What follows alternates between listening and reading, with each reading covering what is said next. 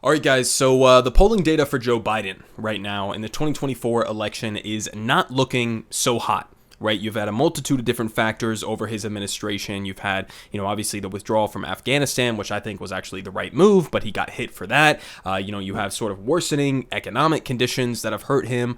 You have obviously his handling of Israel and Gaza right now that is hurting him, and just so many different things that it's kind of just plummeted him into the garbage can. So much so that we now have even former top Obama aides that are coming out and basically kind of giving a hint that maybe he should think about dropping out. Right, and we haven't even touched on his age as well, which is one of the primary factors for people who say that they are hesitant to vote for him in 2024, is this motherfucker is clearly old. He's clearly lost, not one, not two, but like a multitude of different steps in his mental and cognitive ability to actually do this job, and people are seeing that. And so you get to this point, right? David Axelrod suggests that Biden drop out of the 2024 presidential race.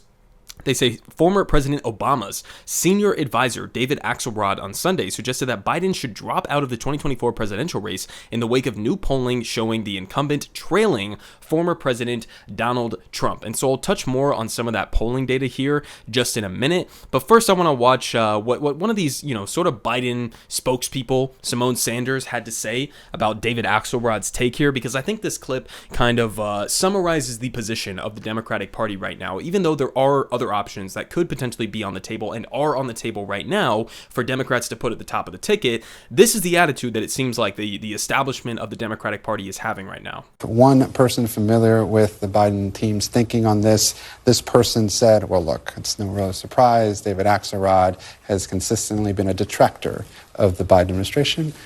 What would you say? I would also argue, and I love Axe, but he was also a detractor of the 2020 Biden campaign. Mm-hmm. So I'm not surprised by this, but it's very disingenuous.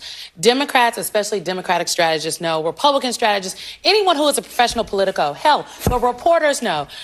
Joe Biden is the president of the United States of America. Therefore, the head of the party that he is on the ticket of, he is a Democrat. Mm-hmm. And if the president of the United States of America is eligible to run for re-election and decides to do so, that's your nominee, baby. That's how it works. I know that that might not sound democratic, but that is the game. That's how it works. And so David Axelrod's comments are kind of crazy because Joe Biden did make his decision. He has started a re-election campaign. But was it the right decision? That's the question. Well, he made it, though. So, what we want, Joe Biden has been trying to be president since before I was born, okay? He's been running for president since 1988. The idea that he would get the presidency, beat Donald Trump, vaccinate America, finally have infrastructure week, make the largest investment in infrastructure since, the people that invented the interstate, and he's not going to run for re-election? Okay, so the first time that I watched this clip, I almost had a stroke, okay? She literally just said there, right? She said the words. She's thinking about this inside of her head, right? This may not seem democratic, but this is just the way the game is played, right? How do you have that mindset? This may not seem democratic. Yeah, it's not democratic because it's not democratic. Because there are challengers to Joe Biden in the Democratic Party who are running in the Democratic primary, people like Marianne Williamson, right? And they're basically just ignoring that. Why are they ignoring that? Well, it's because I think they know that Joe Biden, given his current mental state, probably isn't equipped to go into a debate stage with other, challenging Democrats to prove his case for the next election and to demonstrate that he's capable of doing this job and doing it well.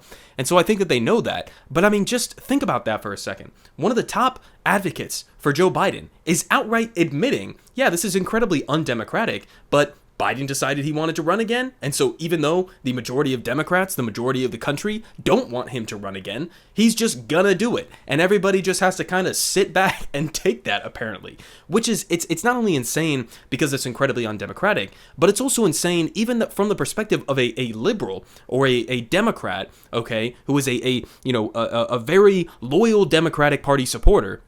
It's also incredibly ironic from that perspective because it seems like a lot of, Democratic loyalists want to say that Donald Trump is the greatest threat that this country has ever seen. And in some ways, I agree with that. He's incredibly authoritarian. I would classify him as a fascist. I think in a good faith way, I could lay out my arguments on that.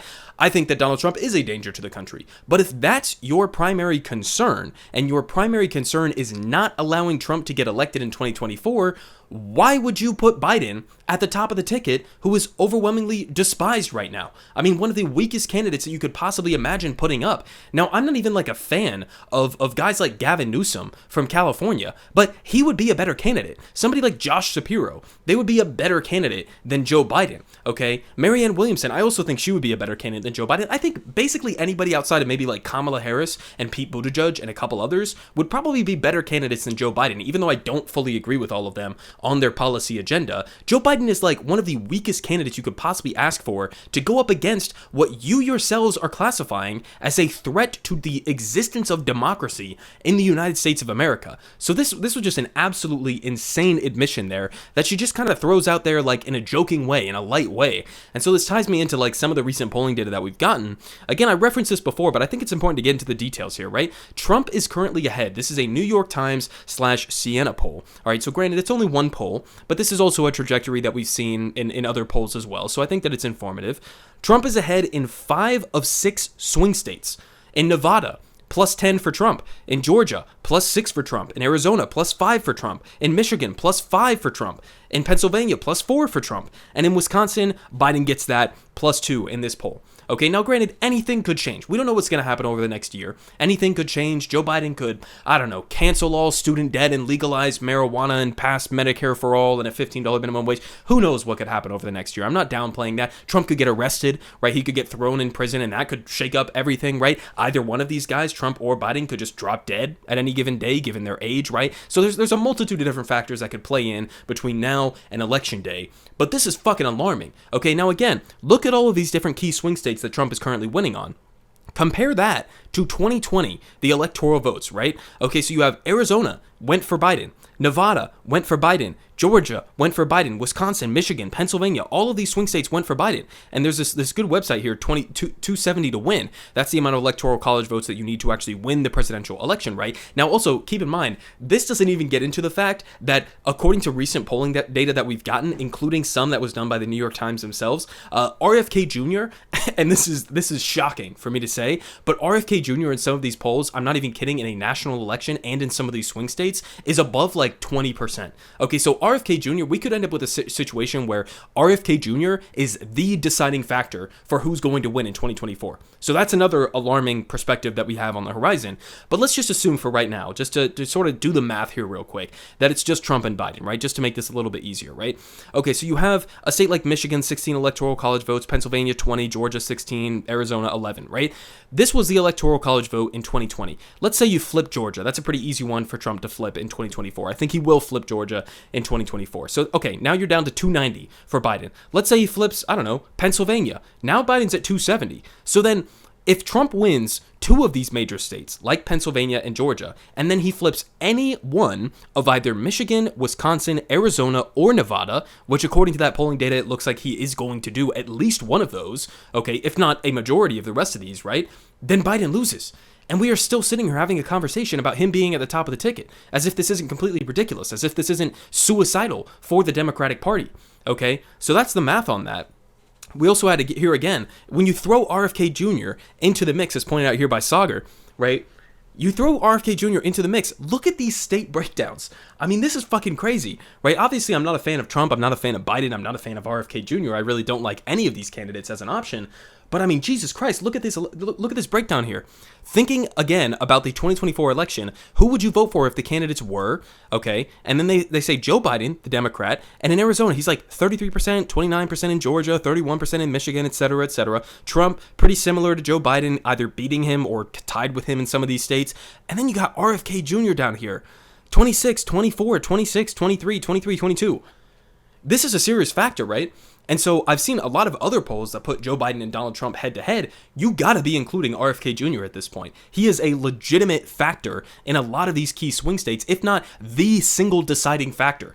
So I didn't think that we were going to end up with this situation. Honestly, in my head, before he announced that he was running as an independent, I thought maybe he could pull, if he ran as an independent, maybe like 5%, 10% on the higher end. He's up in the 24% range right now in some of these key swing states. Okay, if anything happens to Biden or Trump in between now and election day in 2024, then we could see RFK Jr. outright winning some of these states in a national election, which is totally insane. I mean, I disagree with obviously Biden on a lot of things, but I disagree with probably RFK Jr. on more things than I do with Joe Biden. I mean, it's not like he's better on Israel. It's not like he's better on climate change. It's not like he's better on the economy or anything like that. So, I'm obviously not like an RFK Jr. fan, but I mean, this is a serious fucking set of data here, right? And so this is going to play an important role. I mean, you guys tell me what you think. Is RFK Jr., does he actually have a legitimate chance at being the next president of the United States? I mean, I didn't think we were going to end up in this point, but look at the polling data, right? Okay, we also have this. Democrats' rating of Biden slips. His overall approval rating is now at 37%. I mean, his overall approval rating at this point in his presidency is worse than basically every single modern United States president. Okay, it is absolutely atrocious at this point. So, I mean, there you have it.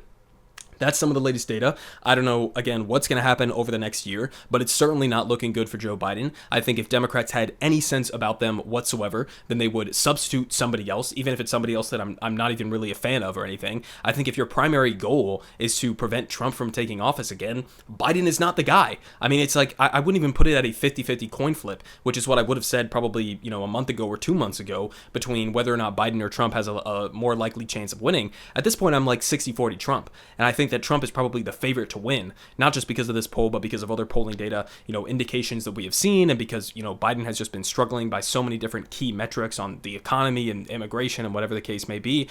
And it's just like, it's so fucking disappointing, man, because we had the entirety of the Obama presidency that I think, helped to lead to the rise of somebody like Donald Trump, the status quo maintenance, the neoliberal, corporate politics and all of that. And then we had one term of Donald Trump, and we ended up with Joe Biden. And his campaign slogan was basically like return to normalcy, right? Return to the status quo, and we're going to sort of like make some minor adjustments around the edges, but we're not going to fundamentally change anything. That fundamental change candidate was somebody like Bernie Sanders. And so then we go through the Biden presidency, and what do you know? I mean, he could very well lose to the same guy, Donald Trump, who he ran against in 2020 as being like, I'm going to be the return to normalcy guy. Well, maybe people weren't looking for a return to normal. Maybe people were looking for a fundamental change. And maybe the Democratic Party needs to do a little bit more, in-depth soul searching in terms of why people would potentially consider an insane motherfucker like Donald Trump again to win the presidency in 2024.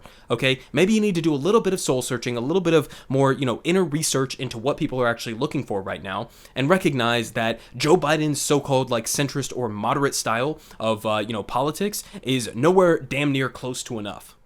Everyone is saying good politic guy has the best politic. Believe me, no one does it like him.